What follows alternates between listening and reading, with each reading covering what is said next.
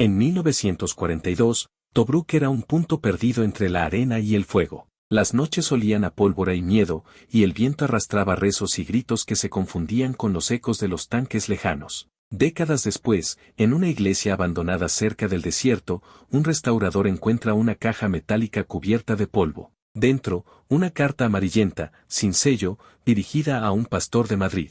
El remitente, un soldado llamado Mateo Robles. Las letras están desvanecidas, pero aún pueden leerse. El tiempo no ha borrado su verdad. El narrador acaricia esas páginas y lee en voz alta, como si reviviera una voz que había estado dormida entre los ecos del desierto. Una carta perdida fue hallada después de 80 años, y su contenido es tan impactante, que cambió para siempre la historia de una familia. Mateo Robles tenía 27 años cuando escribió esa carta, en medio de la campaña del norte de África. Pertenecía a una brigada española enviada para apoyar las líneas del eje en la sitiada Tobruk. Pero su historia no es la de un héroe ni la de un desertor. Es la historia de un hombre que buscó a Dios en la oscuridad, y quizás lo encontró en el lugar más inesperado. El papel comienza con un saludo tembloroso. Padre, llevaba noches sin dormir. He visto más muerte que arena, y aún así no logro entender qué busca Dios de nosotros. La voz de Mateo revela cansancio, una fe que sangra entre la culpa y la desesperación. Las líneas siguientes son breves, casi susurros entre estampidas de guerra. No sé si escribo para confesar o para pedir ayuda, tal vez ambas. El narrador detiene la lectura y mira hacia la cámara. ¿Qué puede ser tan grave para que un soldado escriba al pastor, sabiendo que esa carta jamás saldría del frente? Lo que sigue es una confesión velada, una tensión que crece con cada palabra. Mateo habla del miedo, pero también de algo más profundo, un sentimiento que no puede nombrar. Su caligrafía tiembla al describir cómo la fe se convierte en tormento cuando Dios parece lejano. He oído el nombre de Dios cada vez que un hombre muere, pero ya no sé si lo invocan o lo maldicen. El narrador explica que Mateo formaba parte de un grupo enviado a proteger un convoy. Durante semanas cavaron trincheras en la arena, rodeados de ratas, calor y desesperación. Entre ellos, un joven soldado llamado Andrés. Apenas tenía 22 años y una sonrisa que desafiaba la muerte. Mateo lo menciona en la carta repetidamente, al principio con la cordialidad de un compañero. Andrés canta por las noches, dice que así Dios escucha mejor nuestras plegarias. Pero a medida que la carta avanza, el tono cambia. Hay ternura en las palabras, una ternura impropia de la guerra. El narrador deja caer un silencio. Lo que estaba prohibido incluso pensar entonces, Mateo lo escribió con la esperanza de que el pastor lo comprendiera. En una tierra donde los hombres solo hablaban de honor y patria, él comenzó a escribir sobre el amor y la culpa. No debí mirarlo tanto, se lee, ni sentir alivio cuando estaba a mi lado. Pero todo lo puro que quedaba en este infierno se llamaba Andrés. La carta continúa. En una noche de bombardeos, Andrés es acusado injustamente de querer desertar. Mateo vio cómo lo llevaban amarrado, llorando, suplicando que lo escucharan. Él sabía la verdad, Andrés no había huido, solo había ido por agua para los demás. La orden fue inmediata. Lo ejecutaron frente a todos al amanecer. Mateo confiesa que no hizo nada, que su silencio fue un acto de cobardía y miedo. Padre, tenía la boca llena de arena y vergüenza. No supe defenderlo, quizás porque temía que descubrieran lo que realmente sentía.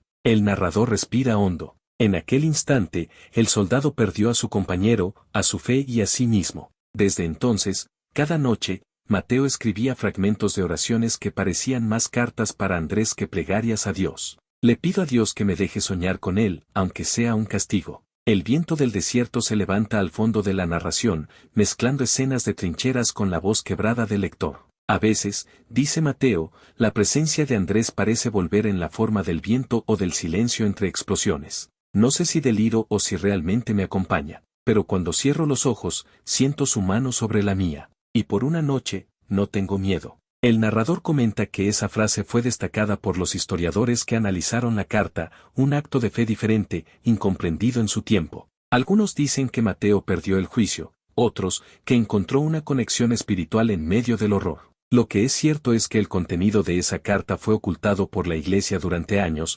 considerado inapropiado para ser divulgado. Mientras la voz sigue leyendo, el público siente esa mezcla de esperanza y condena. La carta no solo habla de amor y culpa, sino de una búsqueda desesperada de significado. Padre, si Dios está en todas partes, también estará en las sombras donde yo he caído. Cada línea abre una herida distinta, una pregunta sin respuesta. El narrador se detiene nuevamente, dejando espacio al silencio, y pregunta al espectador, ¿alguna vez sentiste que buscabas a Dios en la oscuridad y que Él no respondía? ¿Te has preguntado si el amor puede ser también una forma de fe? Mateo termina ese fragmento de carta con una imagen devastadora. Estoy rodeado de muerte, pero la única que no puedo aceptar es la suya. Si esto es pecado, me arrodillo no para pedir perdón, sino para agradecer haber sentido algo humano antes de morir. El narrador deja las últimas palabras suspendidas. Nadie sabe si Mateo envió esa carta o si la guardó sabiendo que nadie debía leerla. Lo cierto es que el papel fue hallado junto a una Biblia cubierta de arena, con una cruz invertida dibujada al final. No hay firma, no hay fecha precisa, solo un mensaje que parece dirigido tanto al pastor como a Dios. El restaurador que encontró la carta cuenta que al leerla sintió un peso extraño, una mezcla de culpa y compasión. Años después descubriría algo aún más impactante. El apellido Robles aparecía en otra correspondencia en los archivos del mismo templo, pero firmada por un pastor de nombre Enrique. Nadie había notado antes que ambos mencionaban el mismo lugar, el mismo año, el mismo desierto. Enrique Robles era un pastor joven cuando la guerra lo obligó a abandonar su congregación en Madrid. Su fe era firme, pero llevaba años atormentado por la ausencia de su hermano menor, Mateo, que había marchado al frente sin despedirse. Cada sermón que predicaba era una oración silenciosa por él. Cuando la carta fue hallada, Enrique ya había muerto hacía décadas. Pero entre sus papeles, los restauradores descubrieron un cuaderno con anotaciones que parecían responder a las mismas palabras que Mateo había escrito desde Tobruk. Hermano, si algún día lees esto, sabrás que no dejé de esperarte. El descubrimiento sugiere que Enrique sí recibió la carta, o al menos parte de ella, quizás enviada en copias o fragmentos. El narrador describe cómo el restaurador intenta unir ambas piezas de correspondencia como si reconstruyera una confesión compartida. En las notas del pastor, hay preguntas, culpa y comprensión. Enrique escribe, la Iglesia me exige condenar lo que el alma a veces comprende antes que la doctrina. Él había sospechado la verdad sobre los sentimientos de Mateo, incluso antes de leer su confesión. Durante la Guerra Civil Española,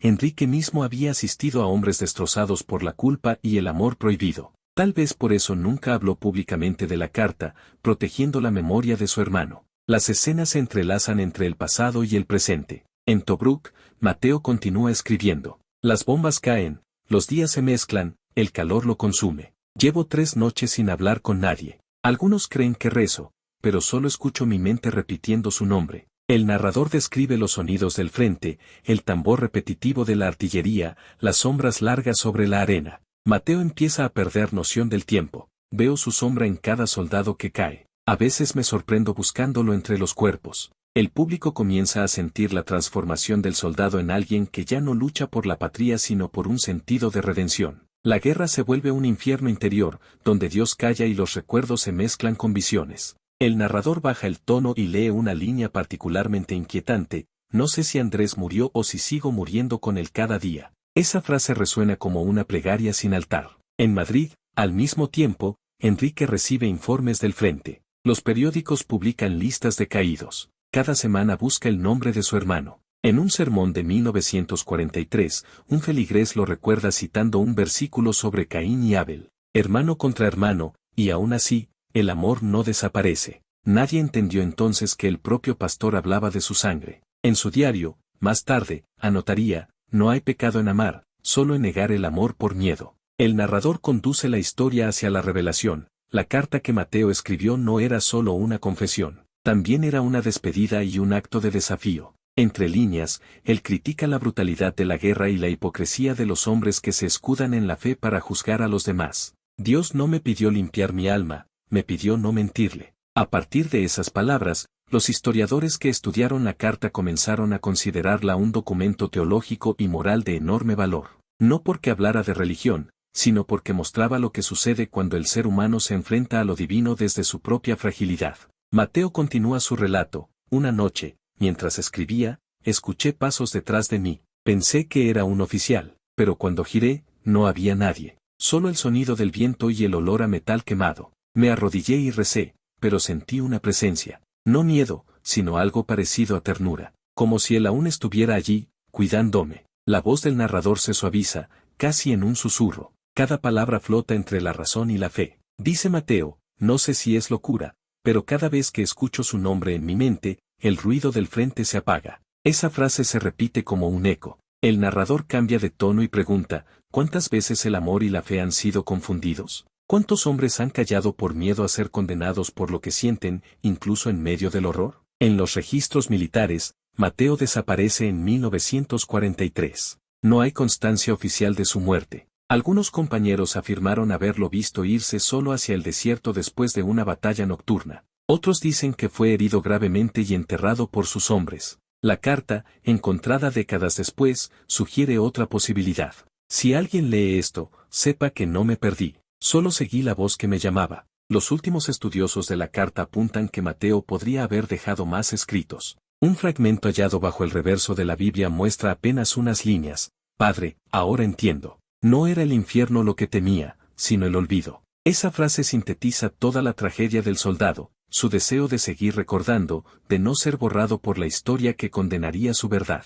La narración salta de nuevo al presente. El restaurador, con las dos cartas en mano, decide contactar a los descendientes del pastor. Les lee fragmentos y observa su reacción. Nadie sabía que Enrique había tenido un hermano desaparecido. Una de las nietas del pastor rompe a llorar al escuchar el nombre Mateo Robles. En su casa aún conservan una Biblia antigua, la misma donde se halló la carta. Al abrirla, encuentran dentro una flor seca, justo en la página del Cantar de los Cantares. El amor es más fuerte que la muerte. El narrador deja que esa imagen respire. Es como si el mensaje que había sido ocultado durante años finalmente encontrara su lugar. Los descendientes deciden donar las cartas a un museo militar para preservar la memoria completa. Pero antes de hacerlo, las leen en voz alta durante una ceremonia privada en la iglesia restaurada. Los ecos de Tobruk, los rezos, los cañones, las lágrimas y el silencio se mezclan en una misma plegaria. Mateo había escrito, si Dios me escucha, sabrá que no pido cielo ni perdón. Pido que alguien me recuerde sin vergüenza.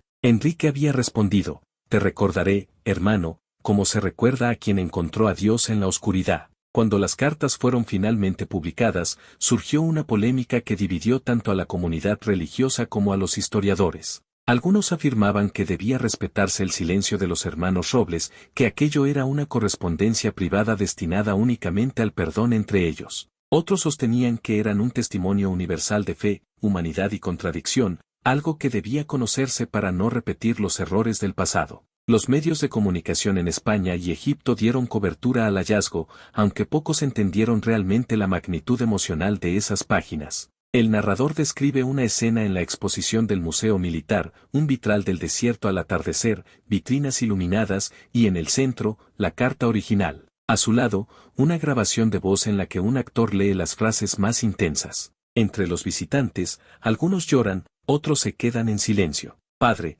no temo a la muerte, solo temo morir sin haber amado. Son palabras que atraviesan el aire con la fuerza de una verdad que ya no puede ser escondida. Uno de los descendientes de Enrique, un historiador de religión comparada, tomó la decisión de escribir un libro sobre la historia de sus antepasados. Consultó a archivos militares, revisó diarios y descubrió que Mateo había estado bajo custodia británica en Tobruk en 1943, herido pero con vida. Hay un registro de un prisionero con su mismo nombre que fue trasladado a Alejandría, y luego liberado. Después, su pista se pierde. La carta hallada décadas más tarde pudo haber sido escrita durante esos meses de cautiverio. No fue el desierto quien lo engulló, sino el silencio voluntario de quien prefirió desaparecer antes que volver al juicio de los hombres. El narrador retoma la lectura, he visto rostros de hombres rezando con miedo. He escuchado el nombre de Dios entre dientes manchados de sangre. Y aún así, cuando escucho el nombre de aquel que amé, siento paz. ¿Qué clase de pecado da consuelo?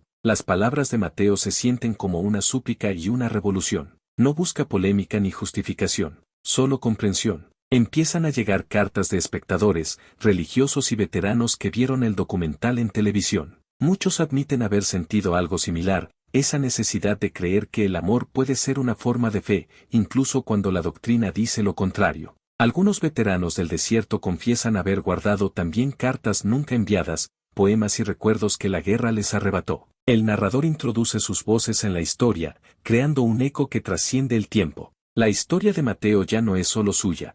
Pertenece a todos los que alguna vez tuvieron que elegir entre lo que creían correcto y lo que sentían de verdad.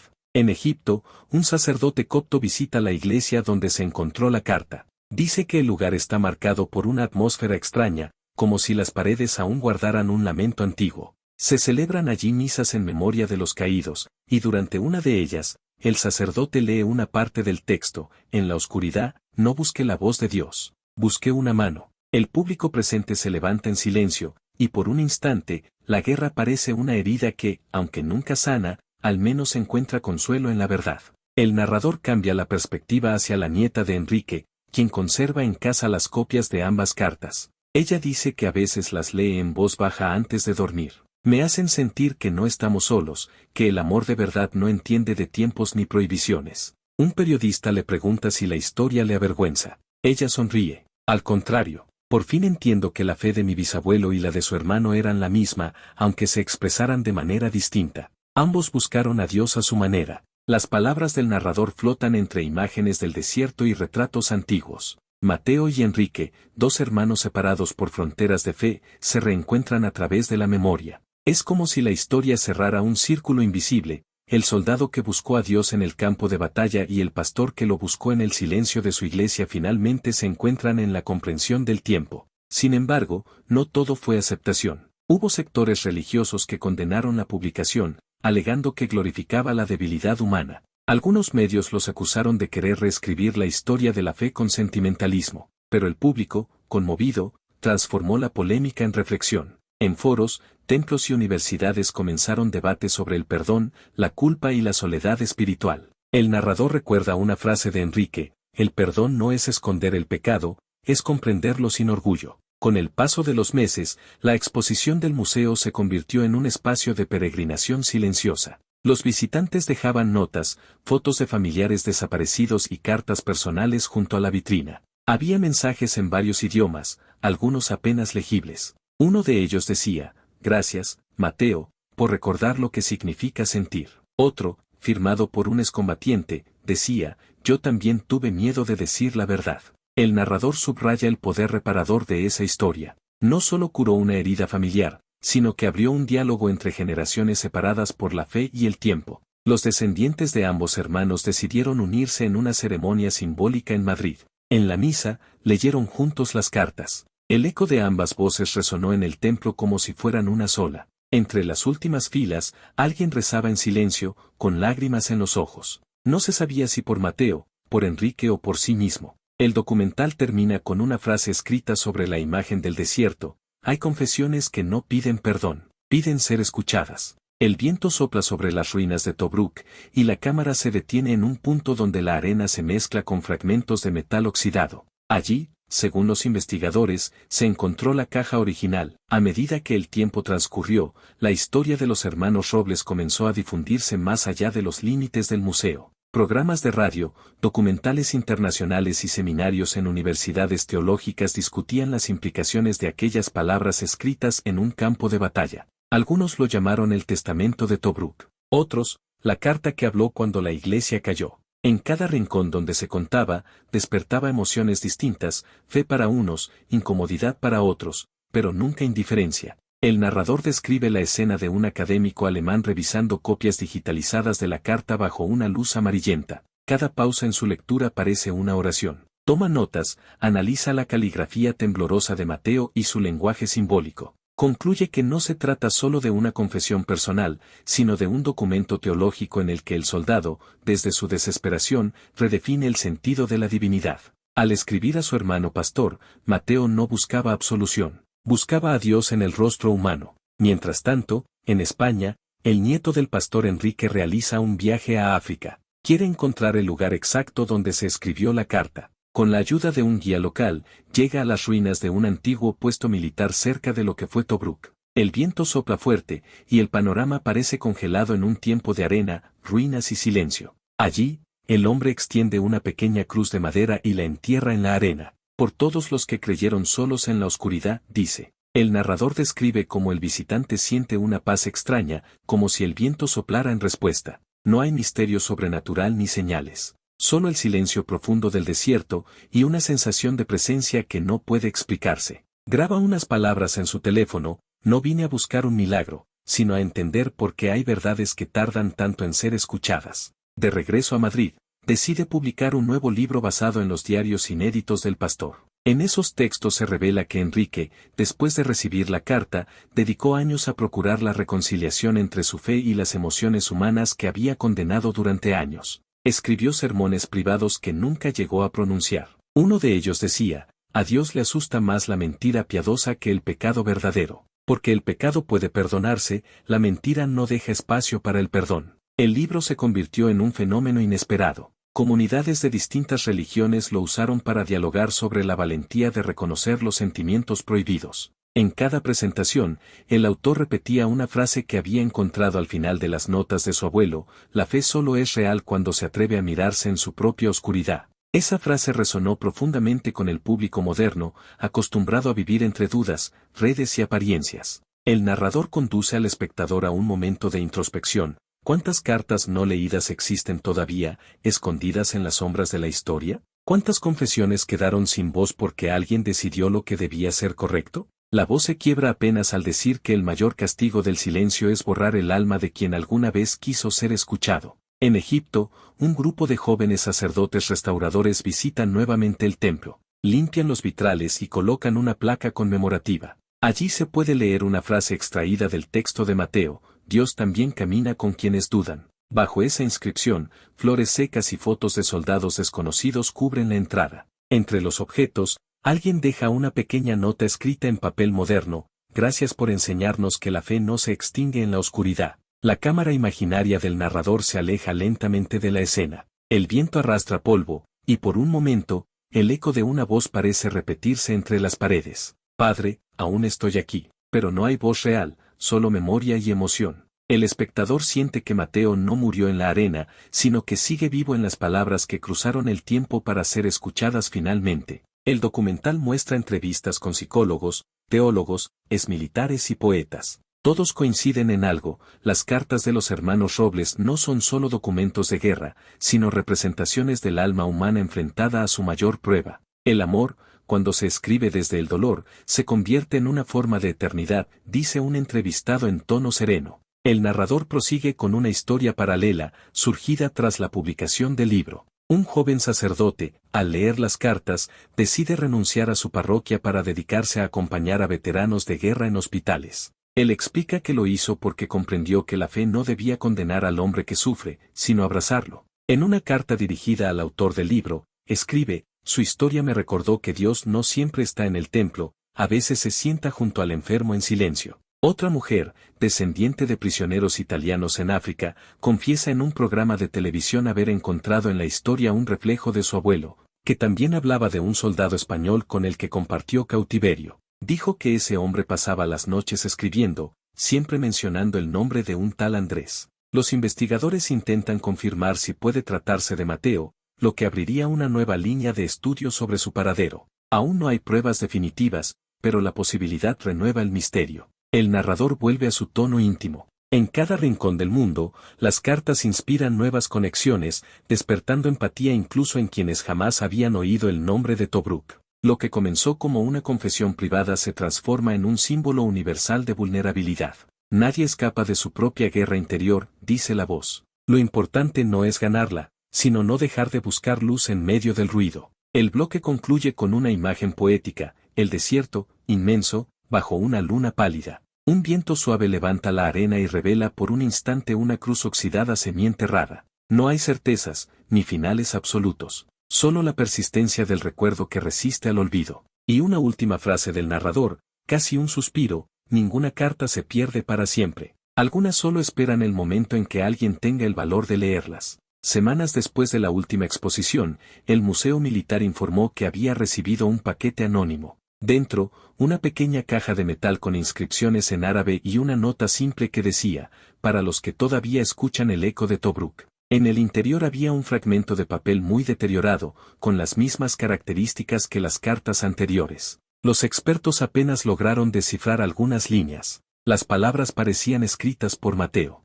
No sigo perdido. Estoy donde me prometieron que habría luz. Esa frase provocó un revuelo entre los investigadores y los descendientes, que volvieron a preguntarse si Mateo realmente había muerto en la guerra o si, de algún modo, sobrevivió hasta los primeros años de la posguerra. El narrador describe la emoción de quienes examinan el nuevo hallazgo. La caligrafía es inestable, las letras torcidas, pero la voz de fondo del relato las convierte en un eco vivo. He caminado entre ruinas y rezos. Ninguna bala alcanza al alma que ya no teme. Nadie sabe cuándo fue escrita esa frase. Algunos sugieren que lo hizo después de escapar del cautiverio británico, antes de desaparecer definitivamente. El misterio vuelve a crecer. El nieto de Enrique, conmovido, decide viajar de nuevo al norte de África, esta vez acompañado por un equipo audiovisual. Quiere cerrar la historia de su familia de forma definitiva. Durante la grabación, se interna más allá de las zonas turísticas hasta un paraje donde los mapas se detienen. Allí encuentra a un anciano beduino que afirma haber oído hablar de un soldado cristiano que vivió solo entre las dunas durante años.